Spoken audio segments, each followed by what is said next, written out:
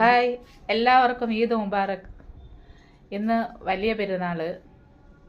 അസ്സലാം അലൈക്കും. അലൈക്കും അസ്സലാം.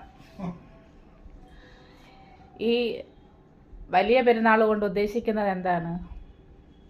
അതിൻ്റെ അർത്ഥം എത്ര പേർക്ക് അറിയാം? ഇന്ന് വലിയ പെരുന്നാൾ എന്ന് പറയുമ്പോൾ ഒരു സമർപ്പണമാണ്.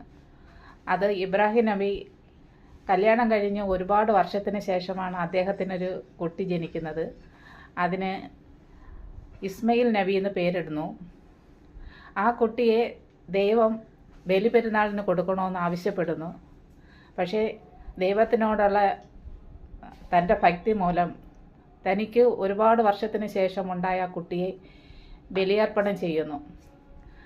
അതാണ് ഇന്ന് മുസ്ലിം സഹോദരങ്ങൾ ബലിയർപ്പണമായി പെരുന്നാൾ ആഘോഷിക്കുന്നത്. അത്